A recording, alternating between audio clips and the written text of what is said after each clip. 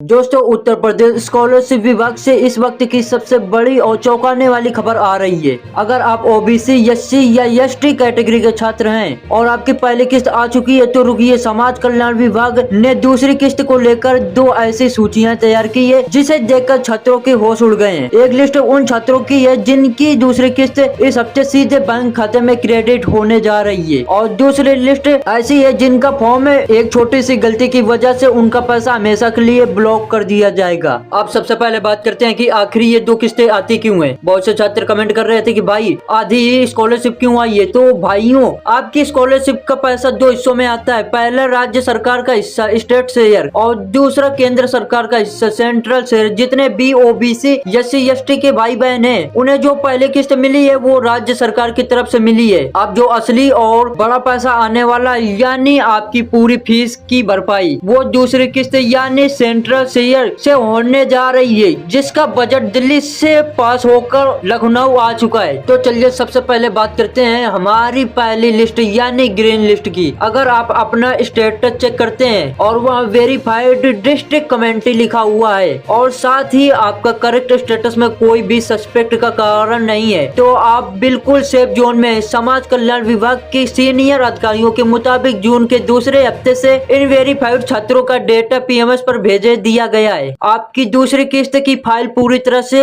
Format हो गई है। अब आते हैं उस लिस्ट पर जिससे इस समय हड़कंप मचा हुआ है यानी हमारी रेड लिस्ट। अगर आपके स्टेटस में लिखा आ रहा है rejected due to unavailability of fund या फिर एनरोलमेंट नंबर नॉट मैच तो आपके लिए बहुत बड़ी चेतावनी है। विभाग का कहना है कि जिन छात्रों का स्टेटस जिले सत्र से रिजेक्ट कर दिया गया है उनकी दूसरी किस्त की फाइल को होल्ड पर डाल दिया गया है। लेकिन घबराएं मत, इस वीडियो के आगे मैं आपको एक ऐसा तरीका बताऊंगा जिससे यह रिजेक्टेड स्टेटस भी दोबारा वेरीफाई हो सकता है, बस शर्ते आप वो काम स्टेप से सही से फॉलो कर लें। भाइयों, एक सबसे बड़ी गलती जो 90% छात्र कर रहे हैं जिसकी वजह से उनका नाम रेड लिस्ट में जा रहा है वो है उनका बैंक खाता। ध्यान से सुनिए, केंद्र सरकार जब दूसरी किस्त भेजती है तो वो आपके बैंक अकाउंट नंबर पर नहीं बल्कि आपके आधार नंबर पर भेजती है। अगर आपके बैंक में आधार डेबिट सर्वर एक्टिवेट नहीं है तो सरकारी सर्वर आपके पैसे को रिजेक्ट कर देगा। इसके लिए आपको तुरंत अपने बैंक जाना है और वहां जाकर एनपीसीआई का फॉर्म सबमिट करना होगा।